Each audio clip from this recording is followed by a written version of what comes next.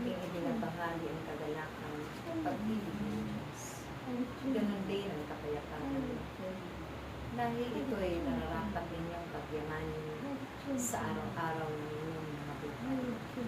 Aking mga anak, huwag niyong daramdamin ang mga naririnig ninyong salita ng kapwa ninyo sa salita.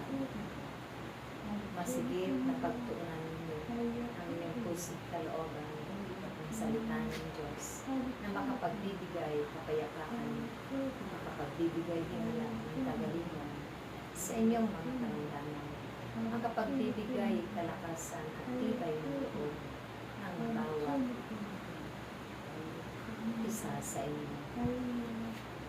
Kaya't aking mga anak, ang diringgin ninyo ay ang kanyang mga katuruan upang mapanuto ang bawat isa at sanayin kayo sa pagpapalaganap ng kanyang salita. Salita na napakamakapangyarihan na magbibigay himala at hiwaga sa bawat buhay ng mga taong nakikinig nito at tumutupad at nananalig ng pananampalataya. Kaya't aking mga anak, sa panahon na kayo man ay maraming mga pagsubok na nararanasan. Ipanalangin mo lang ito sa Diyos. Hihingi ng awat at kayo'y diringgin niya. Dahil siya ang Diyos na hindi dinig, hindi Diyos na nakakalimot ng kanyang pangako. Kaya't panghawakan mo natin ang mga pangako niya.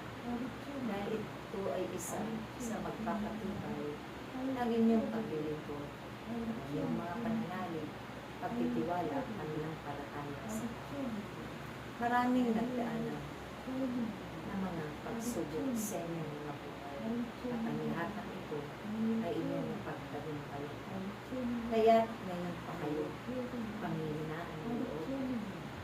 Kayo'y magpatuloy lang naririyan ang inyong mga kapatid upang kayo ay ipanalangin din sa lahat ng inyong mga nararanasan. Sugaran niyo pagsubok sa buhay.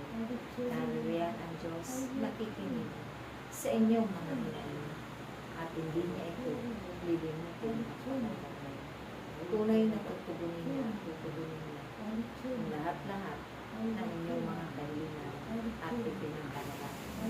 Kaya't kayo lahat ay maging matatag sa araw na kayo mga pinanghihinaan ng inyong mga pananampalataya. Itoon ang puso sa Diyos.